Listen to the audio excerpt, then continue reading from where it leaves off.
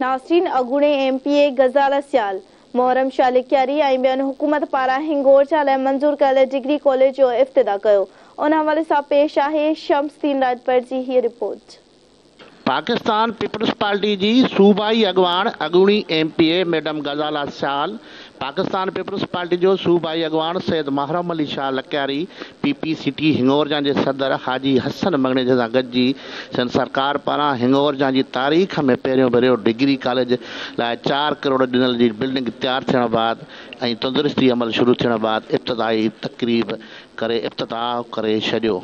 उन खां पोइ शानदार इफ्तिदाई तकरीब में मौजूद PP अगवाननि तोड़ी मैडम गज़ाल सियाल, सैयद महरम अली शाह ऐं ॿिया धरती TV सां ॻाल्हाईंदे चवनि था त खुशी थी रही आहे त जेको असां ख़्वाब ॾिठो हुयोसीं, जेको मां ख़्वाब ॾिठो हुयो त हिते कॉलेज हुजे, छो जो हिते पॉपुलेशन वधीक थी वई आहे 50,000 खां मथे, त हिते कॉलेज ज़रूरी आहे। ॿार वीचारा दर बदर पिया थियनि ऐं अॼु तव्हां पाण ॾिठो त इफ्तिताह कयोसीं ऐं ॿार बि पढ़ाई शुरू थी वई आहे, छो जो उस्ताद तमामु बहितरीन मिलिया आहिनि। ऐं मां पंहिंजी क़यादत जो, पीपल्स पार्टी जी क़यादत जो, स्पेशली पंहिंजे चेयरमैन बिलावल भुट्टो जो, सैयद मुराद अली शाह, आदि फरियाल टालपुर, हिननि जो शुक्रियो अदा कंदमि त उन्हनि असांखे इहे मौक़ा फराहम कया ताकी इहे असां तारीख़ी कमु कयूं ऐं तारीख़ी कमु करे ॾेखारिया आहिनि। दौर आहे, इल्म जो दौर आहे, साइंस जो दौर आहे ऐं वॾो हिकिड़ो इनकलाब आहे। हिनखे छा त असांखे हिननि शयुनि जी ज़रूरत आहे, तालीम जी ज़रूरत आहे। ख़ासि तौर ते जेके असांजूं नियाणियूं आहिनि उन्हनि खे तालीम जी ज़रूरत आहे।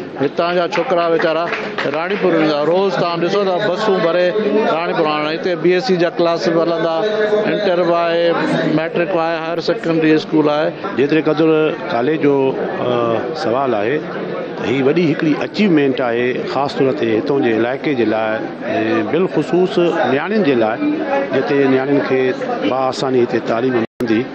इन में जेको मेन किरदारु आहे ख़ासि तौर ते पीपल्स पार्टी जी गवर्नमेंट जो, तव्हां दोस्तनि समूरनि मिली करे हिन जेको आहे सो इदारे जी तकमील खे कोशिश सां ही इदारो पाए तकमील थियो।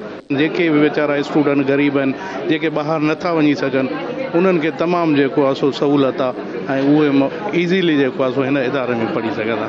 इफ्तिताही तकरीब में मौजूद पाकिस्तान पीपल्स पार्टी जी अगूणी MPA मैडम गज़ाल सियाल, पाकिस्तान पीपल्स पार्टी जो सूबाई अगवान सैयद महरम अली शाह, PP कारकुननि, सियासी समाजी तोड़ी शहरनि, उस्तादनि ऐं शागिर्दनि जूं ॻाल्हियूं ॿुधियूं। कैमरा टीम सां गॾु शम्सदीन राजभर, धरती TV।